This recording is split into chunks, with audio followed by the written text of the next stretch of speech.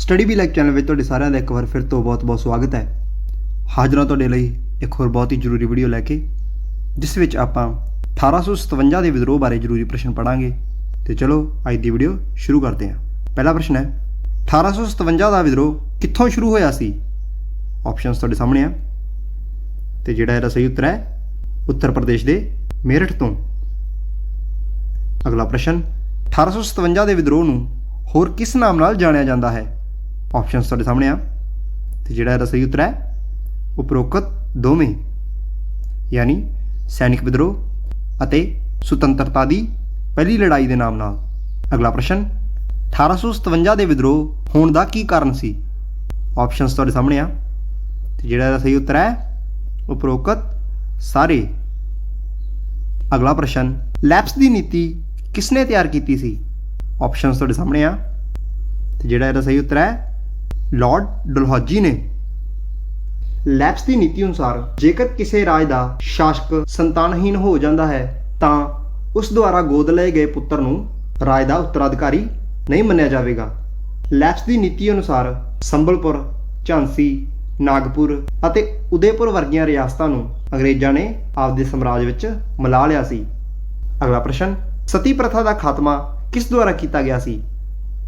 Option ਤੁਹਾਡੇ ਸਾਹਮਣੇ ਆ ਤੇ ਜਿਹੜਾ ਇਹਦਾ ਸਹੀ ਉੱਤਰ ਹੈ ਉਪਰੋਕਤ ਦੋਵੇਂ, ਯਾਨੀ ਲਾਰਡ ਵਿਲੀਅਮ ਬੈਂਟਿਕ ਦੁਆਰਾ ਤੇ ਰਾਜਾ ਰਾਮ ਮੋਹਨ ਦੁਆਰਾ।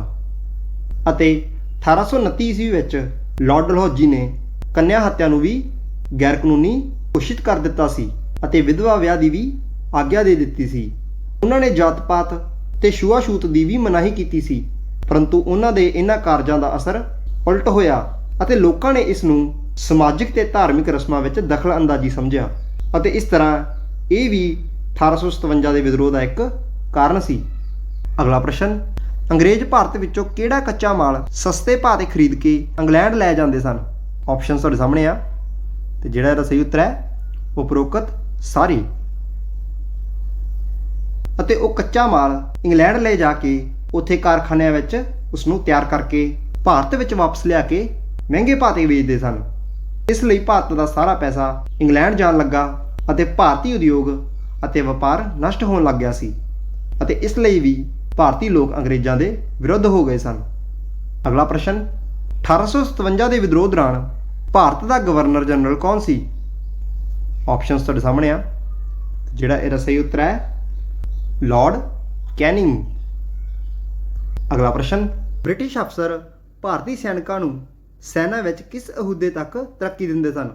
ਆਪਸ਼ਨਸ ਤੁਹਾਡੇ ਸਾਹਮਣੇ ਆ ਤੇ ਜਿਹੜਾ ਇਹਦਾ ਸਹੀ ਉੱਤਰ ਹੈ ਸੂਬੇਦਾਰ ਦੇ ਅਹੁਦੇ ਤੱਕ। ਅਗਲਾ ਪ੍ਰਸ਼ਨ, 1857 ਦੇ ਵਿਦਰੋਹ ਸਮੇਂ ਇੰਗਲੈਂਡ ਦਾ ਪ੍ਰਧਾਨ ਮੰਤਰੀ ਕੌਣ ਸੀ?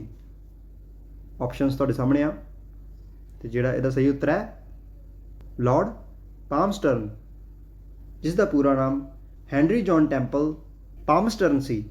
ਅਗਲਾ ਪ੍ਰਸ਼ਨ, ਅੰਗਰੇਜ਼ਾਂ ਨੇ ਕਿਸ ਮੁਗਲ ਸ਼ਾਸਕ ਨੂੰ ਕਿਹਾ ਸੀ ਕਿ ਉਹ ਉਸ ਦੇ ਮਰਨ ਮਗਰੋਂ ਲਾਲ ਕਿਲੇ ਤੇ ਕਬਜ਼ਾ ਕਰ ਲੈਣਗੇ?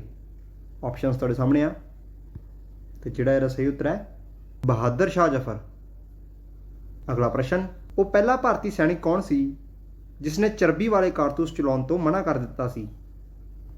ਆਪਸ਼ਨਸ ਤੁਹਾਡੇ ਸਾਹਮਣੇ ਆ ਤੇ ਜਿਹੜਾ ਇਹਦਾ ਸਹੀ ਉੱਤਰ ਹੈ ਮੰਗਲ ਪਾਂਡੇ। ਮੰਗਲ ਪਾਂਡੇ ਨੇ ਚਰਬੀ ਵਾਲੇ ਕਾਰਤੂਸ ਚਲਾਉਣ ਤੋਂ ਮਨਾ ਕਰ ਦਿੱਤਾ ਸੀ ਅਤੇ ਦੂਜੇ ਸੈਨਿਕਾਂ ਨੂੰ ਵੀ ਅਜਿਹਾ ਕਰਨ ਨੂੰ ਕਿਹਾ ਸੀ। ਉਸਨੇ ਅੰਗਰੇਜ਼ ਅਫਸਰ ਹਿਊਸਨਬੋਗ ਨੂੰ ਗੋਲੀ ਮਾਰ ਦਿੱਤੀ ਸੀ, ਜਿਸ ਕਰਕੇ 8 ਅਪ੍ਰੈਲ 1857 ਨੂੰ ਉਸ ਨੂੰ ਫਾਂਸੀ ਦੇ ਦਿੱਤੀ ਗਈ ਸੀ। ਅਗਲਾ ਪ੍ਰਸ਼ਨ, 1857 ਦੇ ਵਿਦਰੋਹ ਦਾ ਪਹਿਲਾ ਸ਼ਹੀਦ ਕੌਣ ਸੀ? ਆਪਸ਼ਨਸ ਤੁਹਾਡੇ ਸਾਹਮਣੇ ਆ ਤੇ ਜਿਹੜਾ ਇਹਦਾ ਸਹੀ ਉੱਤਰ ਹੈ ਮੰਗਲ ਪਾਂਡੇ। ਅਗਲਾ ਪ੍ਰਸ਼ਨ, ਮੰਗਲ ਪਾਂਡੇ ਬ੍ਰਿਟਿਸ਼ ਸੈਨਾ ਵਿੱਚ ਕਿਸ ਬਟਾਲੀਅਨ ਵਿੱਚ ਸ਼ਾਮਲ ਸੀ? ਆਪਸ਼ਨਸ ਤੁਹਾਡੇ ਸਾਹਮਣੇ ਆ ਤੇ ਜਿਹੜਾ ਇਹਦਾ ਸਹੀ ਉੱਤਰ ਹੈ 34ਵੀਂ ਨੈਵਿਕ ਇਨਫੈਂਟਰੀ ਵਿੱਚ। ਅਗਲਾ ਪ੍ਰਸ਼ਨ, ਲਾਰਡ ਡਲਹੌਜੀ ਨੇ ਕਿਸ ਦੀ ਪੈਨਸ਼ਨ ਬੰਦ ਕਰ ਦਿੱਤੀ ਸੀ?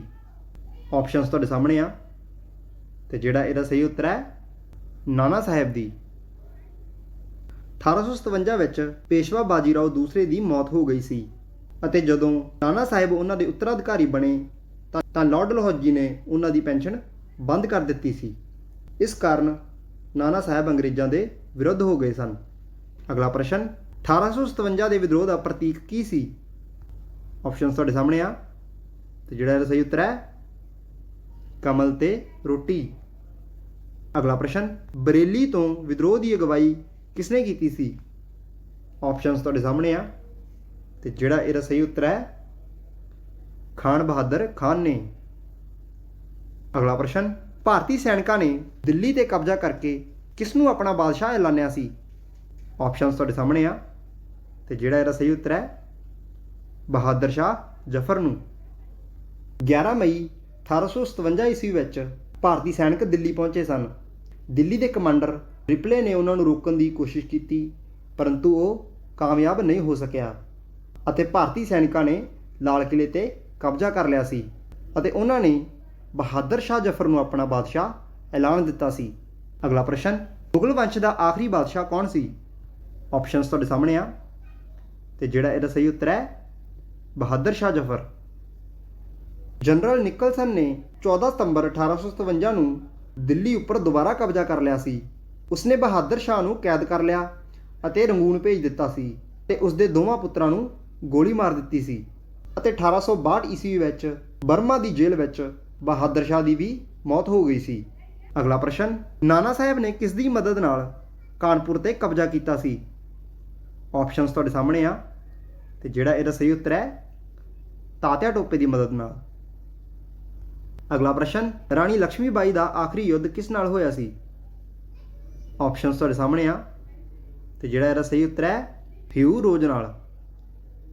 18 ਜੂਨ 1858 ਈਸਵੀ ਵਿੱਚ ਰਾਣੀ ਲక్ష్ਮੀ ਬਾਈ ਗਵਾਲੀਅਰ ਦੇ ਯੁੱਧ ਵਿੱਚ ਲੜਦੇ ਹੋਏ ਸ਼ਹੀਦ ਹੋ ਗਈ ਸੀ। ਅਗਲਾ ਪ੍ਰਸ਼ਨ ਰਾਣੀ ਲక్ష్ਮੀ ਬਾਈ ਦਾ ਅਸਲ ਨਾਮ ਕੀ ਸੀ? ਆਪਸ਼ਨਸ ਤੁਹਾਡੇ ਸਾਹਮਣੇ ਆ ਤੇ ਜਿਹੜਾ ਇਹਦਾ ਸਹੀ ਉੱਤਰ ਹੈ ਮਣੀਕਰਨਿਕਾ ਅਤੇ ਉਸ ਦੇ ਪਤੀ ਦਾ ਨਾਮ ਗੰਗਾਧਰ ਰਾਓ ਸੀ ਜੋ ਝਾਂਸੀ ਦਾ ਰਾਜਾ ਸੀ। ਅਗਲਾ ਪ੍ਰਸ਼ਨ ਹਿਊ ਰੋਜ਼ ਨੇ ਕਿਸ ਭਾਰਤੀ ਯੋਧੇ ਨੂੰ ਬਾਗੀਆਂ ਦਾ ਸਰਵੋਤਮ ਯੋਧਾ ਕਿਹਾ ਸੀ? ਆਪਸ਼ਨਸ ਤੁਹਾਡੇ ਸਾਹਮਣੇ ਆ ਤੇ ਜਿਹੜਾ ਇਹਦਾ ਸਹੀ ਉੱਤਰ ਹੈ ਰਾਣੀ ਲక్ష్ਮੀ ਬਾਈ ਨੂੰ। ਅਗਲਾ ਪ੍ਰਸ਼ਨ ਨਾਨਾ ਸਾਹਿਬ ਦਾ ਅਸਲ ਨਾਮ ਕੀ ਸੀ? ਆਪਸ਼ਨਸ ਤੁਹਾਡੇ ਸਾਹਮਣੇ ਆ ਤੇ ਜਿਹੜਾ ਇਹਦਾ ਸਹੀ ਉੱਤਰ ਹੈ ਧੁੰਦੂ ਪੰਤ। ਅਗਲਾ ਪ੍ਰਸ਼ਨ ਤਾਤਿਆ ਟੋਪੇ ਦੇ ਕਿਸ ਸਾਥੀ ਨੇ ਉਸ ਨੂੰ ਧੋਖਾ ਦੇ ਦਿੱਤਾ ਸੀ? ਆਪਸ਼ਨਸ ਤੁਹਾਡੇ ਸਾਹਮਣੇ ਆ ਤੇ ਜਿਹੜਾ ਇਹਦਾ ਸਹੀ ਉੱਤਰ ਹੈ ਮਾਨ ਸਿੰਘ ਨੇ।